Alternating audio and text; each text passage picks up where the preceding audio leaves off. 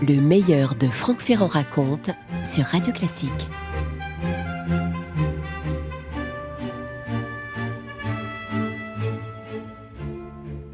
« 23 ans déjà que cela dure. Au printemps 1658, cela fait en effet près d'un quart de siècle que la France et l'Espagne se battent, s'affrontent sur tous les champs de bataille possibles. C'est un conflit qui en arrive à ses dernières heures. Ce printemps-là, tout se joue dans les Flandres. Rien de bien étonnant, me direz-vous, puisqu'un grand nombre des batailles décisives de l'histoire de France ont eu lieu là-haut, dans les Flandres.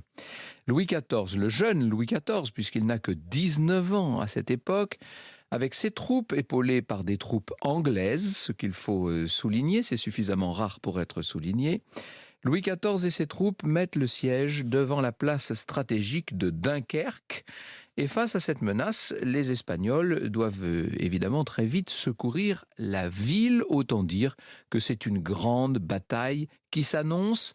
Elle aura pour cadre grandiose un paysage sablonneux à l'est de Dunkerque, près de la côte balayée par le vent de la mer du Nord. On peut dire que l'Europe retient son souffle. Ce combat met en effet face à face deux géants du siècle, deux des plus grands soldats de leur époque. D'un côté, le grand Condé, cousin du roi de France, s'il vous plaît, héros de Rocroi, plus tôt, 15 ans plus tôt, en 1643, mais qui lui est passé du côté espagnol à la faveur de la Fronde. Et puis de l'autre, le grand Turenne, lui aussi apparenté aux plus nobles familles d'Europe et habitué à tous les exploits. Cette bataille des dunes est en quelque sorte l'apothéose de Turenne. Ça va être le sommet d'une carrière commencée plus de 3 décennies plus tôt. Qui est-il, ce vicomte de Turenne qui était né en 1611 au château de Sedan? Il s'appelle Henri de la Tour d'Auvergne. Rien que cela, vous avez compris, il appartient à une très grande famille. Son père est duc de Bouillon, prince de Sedan, ce qui veut dire qu'il est prince souverain de son territoire ardennais tout en étant maréchal de France. Quant à sa mère, Élisabeth de Nassau, elle n'est autre que la fille du grand Guillaume le Taciturne, le héros de la lutte des Provinces-Unies. Ces Provinces-Unies qui ont fait sécession avec l'Espagne catholique et qui sont protestantes. Et oui, Henri grandit dans un clan marqué par son ancrage réformé, dans une famille extrêmement donnée, versée dans les armes et qui est à cheval, si l'on peut dire, entre les influences françaises et hollandaises. Lui-même est cadet de famille et très jeune, il va être poussé vers une carrière militaire. Je cite Jacques Janssen. Il avait l'esprit lent, au point d'éprouver une certaine peine à énoncer sa pensée. En revanche, il était travailleur, consciencieux. Ce qu'il lisait le plus volontiers, c'était les récits des campagnes d'Alexandre et de César. Le métier des armes l'attirait. Mais ce jeune homme, délicat et malingre, aurait-il la force de supporter les fatigues de la vie militaire? Un soir d'hiver, pour prouver sa résistance physique, il sortit sans rien dire et alla passer la nuit sur les remparts de Sedan. On s'inquiéta de sa disparition, on le trouva endormi sur un affût de canon. Il aime les canons, Henri, et il veut faire ses preuves. Ça tombe bien, il va très vite en avoir l'occasion. Franck Ferrand sur Radio Classique. La mort de son père va le frapper jeune et dès lors, c'est sa mère qui va d'une certaine manière décider pour lui. Voilà Henri parti pour un centre de formation militaire. Il est à Paris et grâce à son grand nom, évidemment quand on s'appelle la Tour d'Auvergne, ça facilite les choses. Ce garçon qui par ailleurs est assez timide, vous l'aurez compris, présente un esprit en apparence assez lent, ce garçon va se faire des relations utiles. Les portes s'ouvrent à la cour de Louis XIII et alors qu'il n'a que 14 ans, on lui offre déjà un régiment. C'était comme ça, sous l'Ancien Régime. La naissance primait sur toute autre considération. Seulement, la mère d'Henri décide de lui faire voir autre chose et l'année suivante, elle l'envoie cette fois dans sa famille hollandaise. Et sa formation se poursuit, mais sous d'autres formes, bien entendu. Et dans les troupes néerlandaises, il va prendre du galon. C'est un jeune homme appliqué, sans éclat, au physique sans grâce, un jeune homme ramassé, qu'il faut imaginer très brun, les yeux sombres, avec le nez saillant et les joues qui volontiers sont pourpres. Au combat, il se révèle tout autre. C'est un garçon qui se transforme, qui est transfiguré par les armes. Je cite de nouveau Janssen. Au siège de Bois-le-Duc, ce tout jeune officier trouva la première occasion de donner sa mesure. Son habileté, son sang-froid et son courage parurent dignes d'éloge. Son oncle, le prince Frédéric-Henri d'Orange, était fier de lui. « Je me trompe fort, disait-il, où ce jeune homme égalera un jour les plus grands capitaines. » Bien sûr que le prince d'Orange ne se trompe pas, et pourtant il ne va pas vraiment le pousser à demeurer dans les provinces unies. C'est dommage, parce que c'est exactement ce qu'aurait voulu la mère hollandaise d'Henri. Qu'importe, le talent prometteur de notre jeune soldat ne va pas être perdu pour tout le monde. Franck Ferrand sur Radio Classique. Si Henri a un temps hésité entre les Provinces-Unies et la France, on peut dire que cette hésitation-là ne dure pas. Il est évident à l'époque que servir Louis XIII va offrir au jeune homme des opportunités nettement plus sympathiques. Et d'abord, il bénéficie de la bienveillance du propre frère du roi, le prince Gaston d'Orléans. Mais par ailleurs, il a lui-même, pour se distinguer, un certain nombre d'atouts. Je cite cette fois Jean Béranger. À une époque où les grands commandements étaient réservés à la famille royale et aux princes du sang, il vaut mieux appartenir à la haute noblesse si l'on veut réussir dans l'armée. Son rang de prince étranger assure à Henri un avancement rapide. Il a en outre manifesté des qualités de soldat. Il possède le courage physique indispensable en ces temps où le chef doit payer de sa personne, charger à la tête de ses troupes ou monter le premier à l'assaut pour entraîner ses soldats. Il possède même cette baraka qui impressionne la troupe. Et oui, et ça c'est absolument essentiel. D'ailleurs, les circonstances historiques vont se charger d'aider notre jeune homme. C'est la guerre de 30 ans. Ce sont les conflits liés à cette guerre de 30 ans qui vont lui permettre de s'illustrer lors de batailles qui se disputent sous les ordres de généraux expérimentés. Et bien sûr qu'Henri apprend à chacun de ses engagements d'armes. Il sait rapidement comment se faire respecter des hommes, et non seulement s'en faire respecter, mais s'en faire aimer. C'est ce qui est le plus difficile peut-être. C'est un chef qui reste constamment accessible. Il est très attentionné, on le sait, droit, pur, bref, le genre de chef qu'on a envie de servir. Et dès lors, tout va vite. Il a à peine 23 ans quand il est promu général. Au fil des campagnes sur plusieurs fronts, il va démontrer qu'il sait aussi bien diriger un siège que pratiquer un brusque revirement tactique. C'est à la fois, si vous voulez, un excellent tacticien et un bon stratège. Il s'assure d'être obéi au doigt et à l'œil, ça c'est absolument essentiel bien entendu, mais évidemment pour autant tout n'est pas si simple. Son frère aîné, le duc de Bouillon, je devrais dire son trouble frère aîné, trempe en effet dans des conjurations qui deviennent de plus en plus gênantes. Et bientôt, le pouvoir, quand je dis le pouvoir, vous voyez de qui l'on parle, il y a toujours le cardinal de Richelieu derrière, bien sûr. Richelieu pense avoir des raisons de se méfier non seulement du duc de Bouillon, mais de son jeune frère Henri. Après tout, cet Henri est à moitié étranger, il est entièrement protestant. On va attendre un peu avant de lui donner de l'avancement.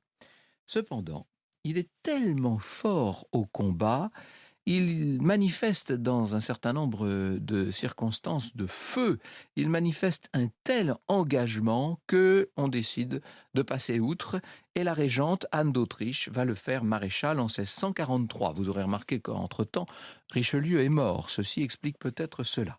Il se bat donc un temps aux côtés du jeune duc d'Enghien, le futur Condé, et Enghien, enfin Condé, on va l'appeler Condé, est fasciné par ce jeune Turenne. Non, mais voyez ça, mais quel cran, quelle virtuosité. En 45, les voilà qui, tous les deux, ensemble, gagnent à Hallerheim, en Bavière, une bataille très importante, et Enghien témoigne auprès de Mazarin des choses incroyables réalisées par Turenne. Je le cite, « Sans sa capacité et son cœur tout extraordinaire, la bataille était perdue. Voilà de quoi assurer à la cour la réputation de ce jeune maréchal, dont la ténacité, dont le brio contribuent à obliger les impériaux à abandonner la lutte en 1648. Et dès lors, le conflit européen, qui était la guerre de 30 ans, puisque les autres membres de la coalition sont partis, va se transformer en une guerre franco-espagnole, un duel, si vous voulez, et un duel qui est très, très âpre.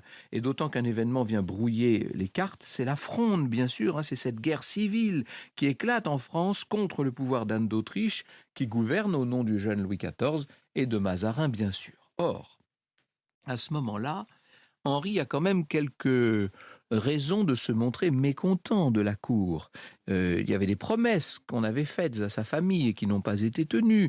Lui-même a l'impression de ne pas être assez considéré, eu égard au grand service qu'il n'a pour le moment cessé de rendre. Puisque c'est ainsi, il finit par embrasser le parti des révoltés et il va aller jusqu'à combattre aux côtés des Espagnols.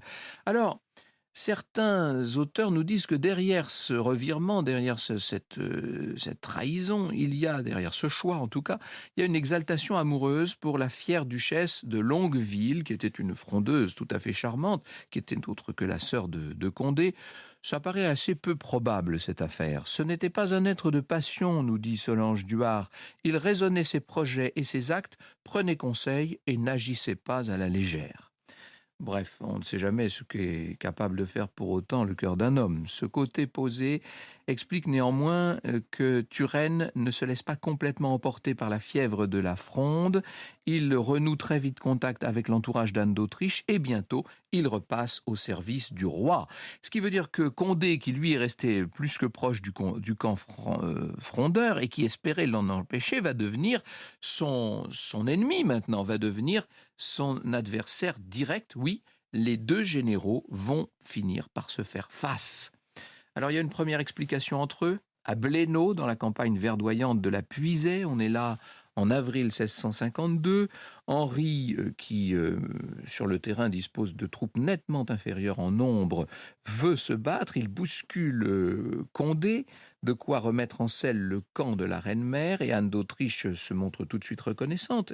Et puis 3 mois plus tard, Henri va beaucoup plus clairement encore s'imposer, puisqu'il accule Condé contre les murs de Paris, dans le faubourg Saint-Antoine. C'est à ce moment-là, vous savez, que la grande mademoiselle, la trop frondeuse cousine du roi, va faire rugir les canons de la Bastille contre les propres troupes royales, contre les troupes de Turenne.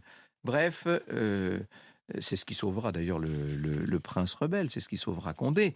Mais Henri, pour autant, ne perdra pas la face. La Fronde va s'achever sur la victoire d'Anne d'Autriche. Condé aura eu le temps de fuir. Il opère désormais au service des Espagnols, avec lesquels la guerre continue, bien entendu. Et c'est donc comme ça que, c'est ce que je vous racontais au début de cette émission, c'est comme ça qu'au printemps 1658, Turenne et Condé, de nouveau, se font face, et cette fois dans les dunes, juste à l'est de Dunkerque.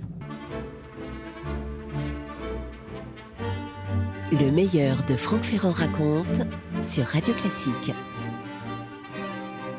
Au moment de cette grande bataille de Dunkerque, bien sûr que le jeune roi est malade. Louis XIV est à la dernière extrémité. Je raconte ça dans mon dernier livre. Ça n'est pas notre propos, puisque nous sommes sur le champ même de la bataille. Le 14 juin 1658, dans cet affrontement décisif, 2 armées qui se font face à peu près équivalentes. 15 000 hommes du côté d'Henri de Turenne, épaulés par quelques navires anglais et des pièces d'artillerie. Et en face, 14 000 combattants de Don Juan d'Espagne, sous le commandement effectif du grand Condé.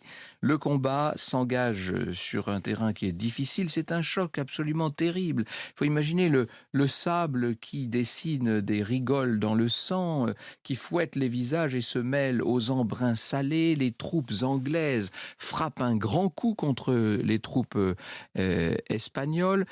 Henri affiche une mine concentrée.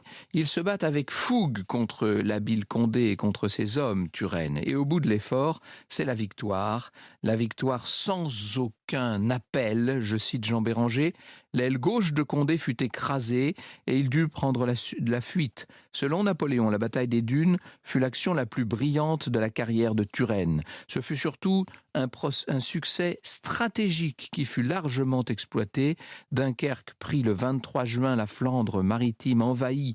Le gouvernement de Madrid se décida à négocier la paix à des conditions raisonnables. Bref, la France du jeune Louis XIV obtient son triomphe après un quart de siècle de guerre et l'artisan de ce triomphe porte un nom qui désormais est sur toutes les lèvres de France, c'est Turenne. Franck Ferrand sur Radio Classique. Alors, on est en droit dans ces cas-là d'attendre une récompense exceptionnelle, n'est-ce pas ? Je cite notre cher Saint-Simon. « L'épée de connétable était bien le but du modeste héros, mais la timidité du cardinal Mazarin ne put se résoudre à la mettre entre des mains si puissantes et si habiles. Elle en sortit par renouveler en faveur de M. de Turenne la charge de maréchal général des camps et armées de France. Ce fut à Montpellier, le 7 avril 1660, qu'il reçut cette charge de la main du roi, qui y était avec la reine-mère, le cardinal et toute la cour. Henri est maintenant donc au-dessus des maréchaux. Enfin, c'est un peu plus complexe quand on entre dans le protocole de la cour. Peu importe, il va travailler à ce moment-là à moderniser l'armée, à réformer l'organisation générale. Il a 49 ans, il est prêt à combattre au service des ambitions de Louis XIV pendant encore de longues années. Et sur un plan plus privé, il va avoir la douleur de perdre sa femme en avril 66, Charlotte de Caumont-la-Force. Henri l'avait épousée pendant la Fronde, il n'avait pas eu d'enfant, et la disparition de cette femme qui était huguenote jusqu'au bout des ongles va jouer sans doute un rôle dans la décision que méditait depuis longtemps le grand capitaine. Il va se convertir au catholicisme. Il a travaillé à cela aux côtés de Bossuet. Inutile de vous dire que le roi est le premier heureux de cette conversion. Enfin, vient la guerre de Hollande dans les années 1670 et de nouveau Turenne est là et de nouveau Turenne impressionne en 1674 en Alsace avec des troupes qui doivent combattre des ennemis plus nombreux. Il est de nouveau l'artisan de toute une kyrielle d'exploits dont la célèbre et superbe bataille de Turckheim en janvier 1675. L'Alsace est sauvée. Louis XIV applaudit ce général vieillissant mais qui est là, toujours là. Quelques mois plus tard, le 27 juillet, nouvelle bataille qui s'apprête à s'engager à Sasbach sur l'autre rive du Rhin, sauf que cette fois, et alors ça on ne pouvait pas du tout le voir venir bien entendu, et ce qui vous montre à quel point quand même ces généraux pouvaient être exposés dans les faits, un accident survient. Henri est sur son cheval quand il est d'un seul coup complètement bousculé. Il est catapulté par un boulet de canon, un boulet qui arrive de chez l'ennemi bien sûr, et qui va emporter Turenne. Et quand la nouvelle va se répandre à travers le royaume, c'est une immense émotion, ai-je besoin de vous le dire. Ah, alors comme ça, Turenne était bien un humain, Turenne n'était pas immortel. Louis XIV va se montrer devant ses courtisans, les larmes aux yeux. « Nous avons perdu le père de la patrie », dit-il. Son meilleur général, il va le laisser reposer, exactement comme on l'avait fait de Duguesclin. Rappelez-vous, je vous racontais ça il y a quelques jours. Duguesclin enterré dans la nécropole des rois de France à Saint-Denis, eh bien le même traitement exemplaire, le même traitement royal sera réservé à son digne successeur. Franck Ferrand sur Radio Classique. Dans l'oraison funèbre que le grand Bossuet, l'aigle de Meaux, a prononcée en mars 1687 à Notre-Dame de Paris pour le prince de Condé, il évoque les deux grands généraux du début du règne de Louis XIV. Il les met l'un en regard de l'autre. Que de campements, dit Bossuet, que de belles marches, que de hardiesse, que de précaution, que de périls, que de ressources. Vit-on jamais en deux hommes les mêmes vertus avec des caractères si divers, pour ne pas dire si contraires ? L'un, entendait Turenne, paraît agir par des réflexions profondes et l'autre, entendait Condé, par de soudaines illuminations. Celui-ci par conséquent plus vif mais sans que son feu eût rien de précipité, celui-là d'un air plus froid sans jamais rien avoir de lent, plus hardi à faire qu'à parler, résolu et déterminé au-dedans, lors même qu'il paraissait embarrassé au-dehors. Vous aurez reconnu Turenne.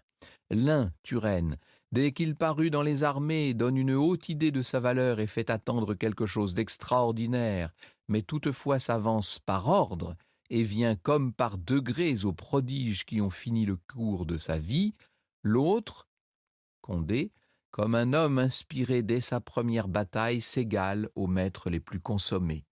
L'un, par de vifs et continuels efforts, emporte l'admiration du genre humain et fait taire l'envie. L'autre jette d'abord une si vive lumière qu'elle n'osait l'attaquer. L'un, enfin, Turenne, par la profondeur de son génie et les incroyables ressources de son courage, s'élève au-dessus des plus grands périls et sait même profiter de toutes les infidélités de la fortune.